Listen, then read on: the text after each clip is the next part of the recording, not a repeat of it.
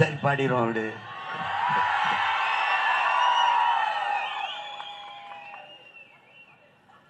முயற்சி எடுக்க வேணும், முடிவு பண்ணி பார்க்க வேணும். முயற்சி எடுக்க வேணும், முடிவு பண்ணி பார்க்க வேணும். ஏன் மக்களெல்லாம் ஒன்னா சேர்ந்து ராசாக்கா மைக்கு சின்னத்தில ஓட்டு போடணும் ஐயாக்கா. மாற்றம் வரணும் பாரு, ஒரு மாற்றம் வரணும் பாரு. நாட்டு மக்கள் நல்லா இருக்க நோக்கம் இருப்பதாரு. அந்த எண்ணம் கொண்ட சின்னத்துல ராசாக்கா நாம எல்லாருமே ஓட்டு போடணும் ஐயாக்கா. ஏற்றம் வரணும் பாரு, ஏற்றம் வரணும் பாரு. ஏலச்சன வாழ்க்கையில மாற்றம் வரணும் பாரு. அந்த எண்ணம் கொண்ட சின்னத்துல ராசாக்கா நாம எல்லாருமே ஓட்டு போடணும் ஐயாக்கா. முயற்சி எடுக்க வேணும், முடிவு பண்ணி பார்க்க வேணும். ஏன் மக்களெல்லாம் ஒன்னா சேர்ந்து ராசாக்கா மைக்கு சின்னத்திலே ஓட்டு போடணும் ஐயாக்கா. மைக்கு சின்னத்திலே ஓட்டு போடணும் ஐயாக்கா.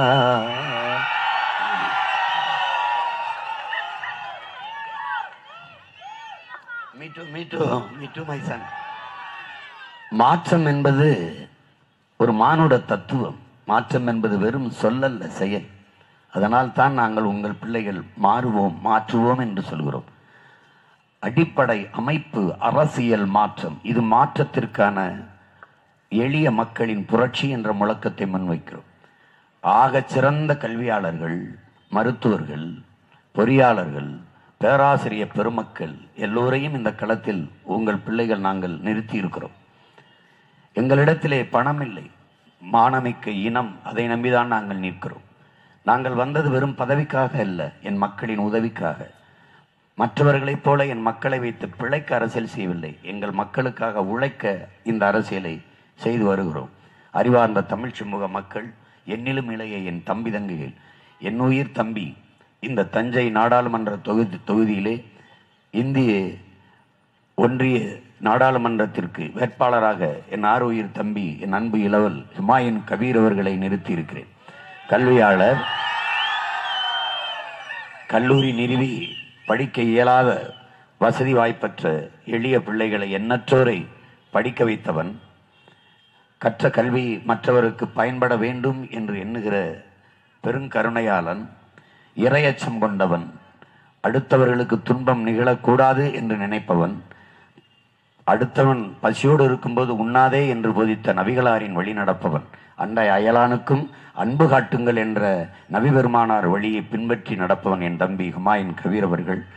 அவனை தேர்வு செய்து இந்திய நாடாளுமன்றத்திற்குள் அனுப்புங்கள். உங்களின் உரிமைக்காக என் தம்பி ஓங்கி இதே ஒளிவாங்கிக்கு முன்பிருந்து முழங்குவான். அதிகாரத்தை எதிர்த்து அடித்தட்டு மக்களின் குரலாக ஆவேசமாக அவன் முழங்குவான் என்ற உறுதியை உங்களுக்கு தருகிறேன். என் உயிர் சொந்தங்களே, இனமானமும் தன்மானமும் கொண்ட தமிழ் மக்களே, இந்த தேர்தலை வழக்கம் போல வாக்கு செலுத்தி கடந்து போகலாம் என்று நினைக்காதீர்கள். இது ஒரு வரலாற்று பெரும் மாற்றமாக நீங்கள் பாருங்கள். மற்றவர்களின் வெற்றி என்பது இங்கே ஒரு வழக்கமான நிகழ்வுதான்.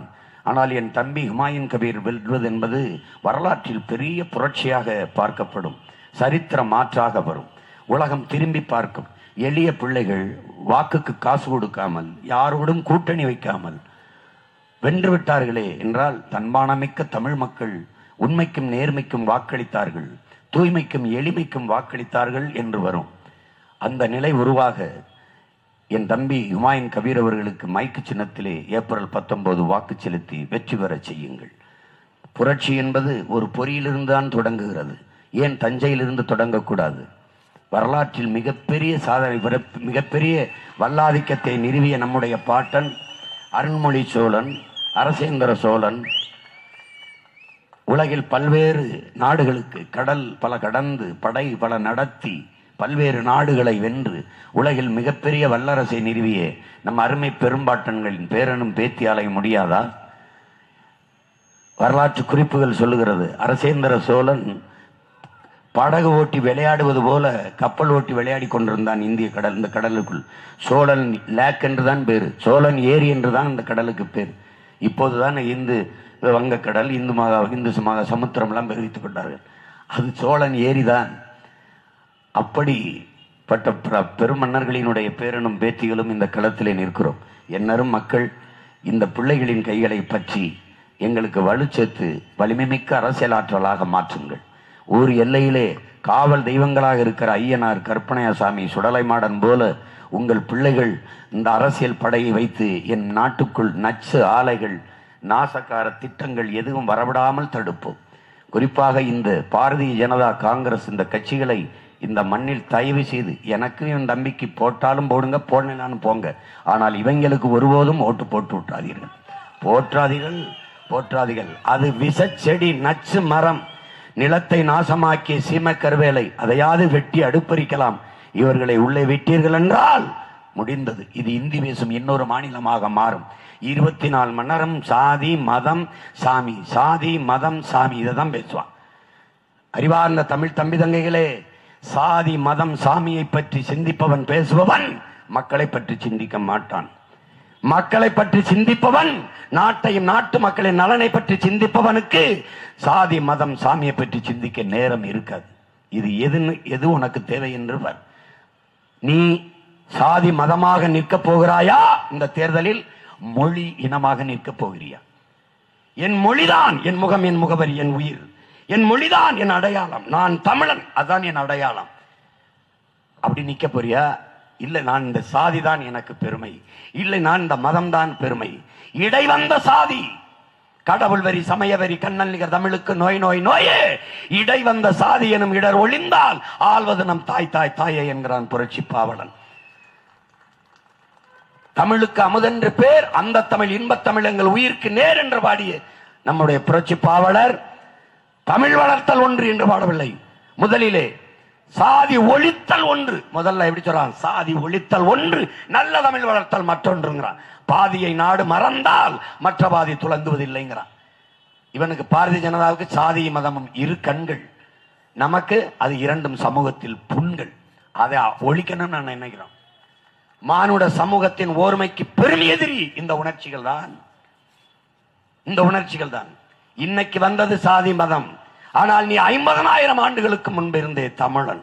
அந்த உணர்வில் நின்று நிமிரப் போகிறாயா?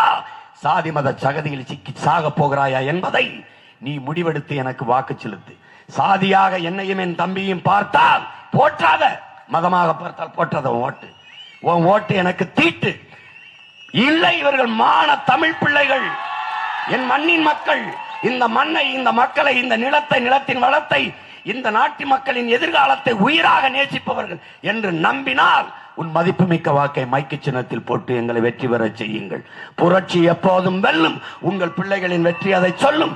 எங்கள் இலக்கு ஒன்றுதான், இனத்தின் விடுதலை. இனம் ஒன்றாவோம், இலக்கை வென்றாவோம்.